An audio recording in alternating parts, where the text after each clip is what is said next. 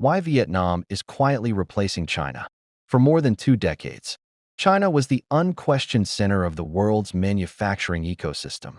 From electronics and textiles to machinery and consumer goods, made in China became a global default.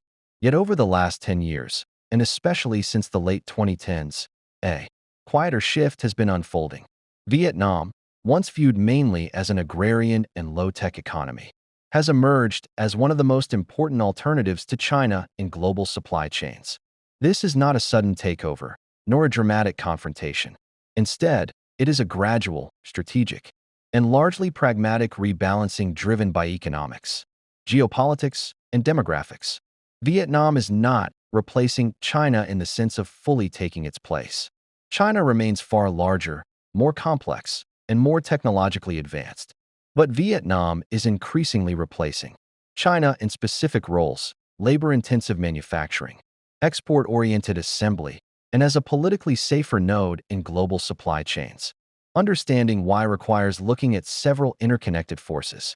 1. Rising costs and structural shifts in China.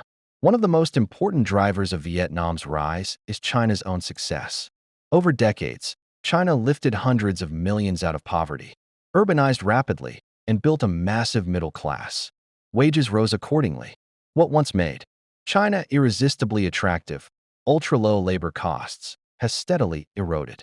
For multinational firms producing garments, footwear, furniture, or basic electronics, even small increases in wages matter. Vietnam's manufacturing wages are significantly lower than those in China's coastal industrial hubs. While productivity levels differ, Vietnam offers a compelling cost-to-quality balance, especially for labor-intensive industries. At the same time, China's economy is intentionally moving up the value chain. Beijing has pushed advanced manufacturing, automation, electric vehicles, semiconductors, and AI. As China prioritizes higher margin, capital-intensive sectors, it leaves less room and less policy focus for low-margin manufacturing that Vietnam is eager to absorb. In this sense, Vietnam is not displacing China against its will. It is filling the space China is gradually vacating. 2. Supply chain diversification after global shocks. The COVID-19 pandemic and the U.S. China trade war fundamentally changed how companies think about risk. For years, efficiency was king. Concentrating production in China minimized costs and simplified logistics. But global disruptions exposed the vulnerability of relying too heavily on one country. Suddenly, resilience mattered as much as efficiency. Governments and corporations began talking about China Plus One strategies, keeping China as a core manufacturing base, but adding at least one alternative location to hedge against tariffs, lockdowns, sanctions, or political tensions. Vietnam quickly became the leading beneficiary of this shift. It offered geographic proximity to China, making supplier integration easier, political stability, and a predictable policy environment, a track record of openness to foreign direct investment. Factories could relocate final assembly to Vietnam while still sourcing components from China. This hybrid model allowed firms to reduce exposure to China-related risks without fully dismantling existing supply chains. 3. Geopolitics and the search for a neutral manufacturing hub. Geopolitical tensions have accelerated Vietnam's rise. China's increasingly adversarial relationship with the United States and some of its allies has made companies nervous.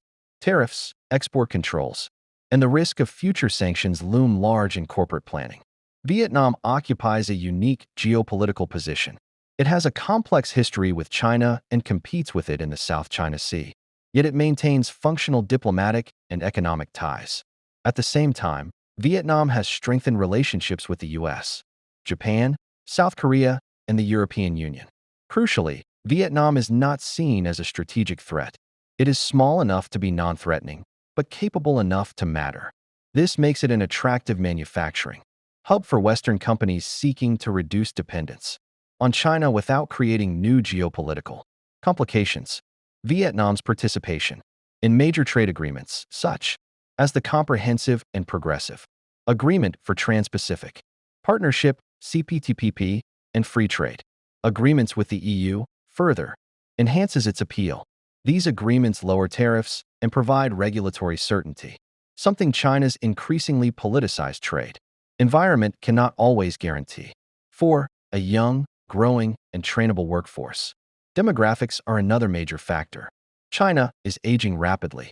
Its working-age population has begun to decline, and the long-term economic consequences are significant. An older workforce tends to demand higher wages, resist relocation, and require greater social spending. Vietnam, by contrast, has a young population. A large share of its citizens are under 35, and millions are entering the workforce each year. This demographic profile is ideal for manufacturing, industries that require large numbers of trainable workers. Vietnamese workers are widely regarded as disciplined, adaptable, and eager to learn. While the country does not yet match China's depth of technical expertise, it has made rapid progress in vocational training and technical education, often in partnership with foreign firms.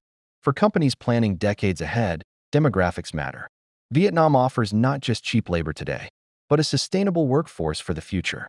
5. Aggressive courtship of foreign investment. Vietnam's government has been deliberate and strategic in attracting foreign manufacturers. It has built industrial parks, improved ports and highways, simplified business registration, and offered tax incentives to exporters. Unlike China's increasingly assertive regulatory environment, Vietnam presents itself as welcoming, predictable, and pro-business. While bureaucracy and corruption still exist, the overall direction of policy is clear. Foreign investment is essential to national development. Electronics giants like Samsung, Intel, and Foxconn have poured billions into Vietnam. Samsung alone accounts for a significant share of Vietnam's exports, turning the country into a global hub for smartphone production. These anchor investments create ecosystems of suppliers, logistics firms, and skilled workers, reinforcing Vietnam's role in global manufacturing. This clustering effect mirrors what happened in China decades earlier, only faster, because Vietnam can learn from China's example. 6. Strategic geography and infrastructure development. Vietnam's geography is another quiet advantage. It sits along major shipping routes in Southeast Asia, with long coastlines and access to deep-water ports. This makes exporting to the US, Europe, and the rest of Asia relatively efficient. Infrastructure remains a weakness compared to China's world-class highways, ports, and high-speed rail. However, Vietnam is investing heavily to close the gap. New ports, expanded airports, and upgraded logistics networks are already reshaping the country's industrial capacity. Importantly, Vietnam does not need to match China's infrastructure to succeed. It only needs to be good enough for targeted industries, and in many sectors, it already is. 7. Limits to Vietnam's rise. Despite the headlines, Vietnam is not becoming the next China in a literal sense. Its population is far smaller, its domestic market less powerful, and its technological base less advanced. Vietnam remains highly dependent on imported components, many of which still come from China. In electronics especially, Vietnam often performs assembly rather than high-value design or fabrication. This means that Vietnam's rise does not necessarily imply China's decline. Instead, it reflects a more fragmented and regionalized supply chain. Labor shortages are also emerging as investment floods in, pushing wages up and testing Vietnam's capacity to scale further. Environmental concerns, urban congestion, and skills gaps could slow progress if not managed carefully. 8. A rebalancing, not a replacement. The most accurate way to understand Vietnam's rise is as part of a broader global rebalancing. Companies are no longer seeking a single factory of the world. They want flexibility, redundancy, and political safety.